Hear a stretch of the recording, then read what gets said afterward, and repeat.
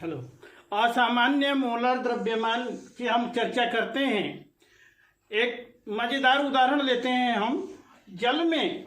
देखिए, जो हम आयनिक पदार्थ घोलते हैं तो वे धन आयन और ऋण आयन में आयनिक पदार्थ जो होते हैं वो विलगित हो जाते हैं। जैसे जल में अगर हम KCl को घोलें तो ये K आयन और Cl आयन में वियोजित हो जाता है।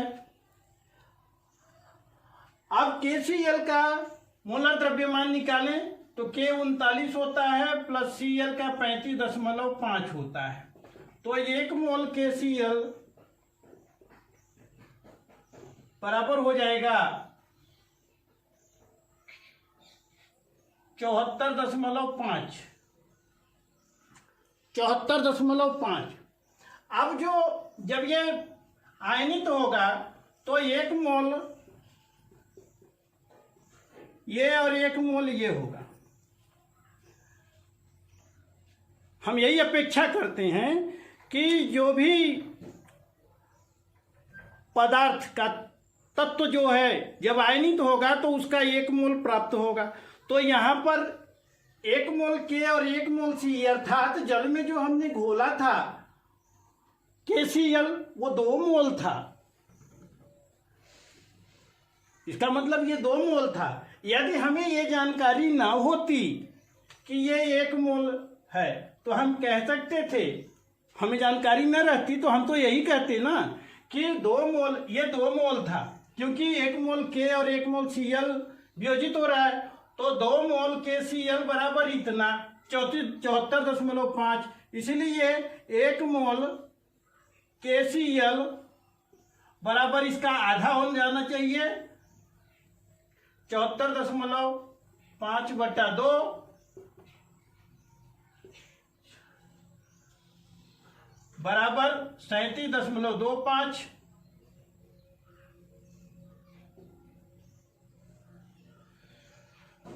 अर्थात हमारी गणना कह रही है कि 1 मोल KCl 37.25 होता है ग्राम,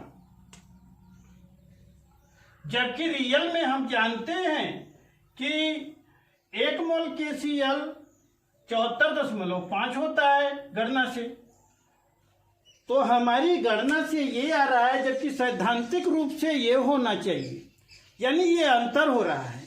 यही असामान्य मोलर द्रव्यमान कहलाता है। तो इस तरह से परिभाषा निकल के आती है, ऐसा मोलर द्रव्यमान जो अनुमानित या सामान्य मान की तुलना में निम्न या उच्च होता है असामान्य मोलर द्रव्यमान कहलाता है।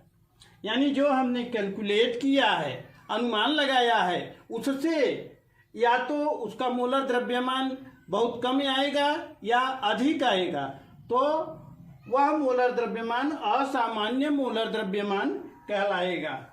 इसकी गणना करने के लिए 1880 में वान हाफ ने एक फार्मूला दिया था, उसको वान हाफ गुणक कहते हैं। उन्होंने बताया था कि ये गुणक ये कितना होता है जो संगुणन या वियोजन होता है, यानी कि जो मिलते हैं या वियोजित होते हैं आयन, तो उनके मोलों की संख्या संगुणन और वियोजन के पश्चात कणों के कुल मोलों की संख्या, यानी संयोजन हो जाने के बाद या वियोजन हो जाने के बाद, और उसके पहले पूर्व कणों के कुल मोलों की संख्या का जो अनुपात होता है वही वान हाफ गुणांक कहलाता है।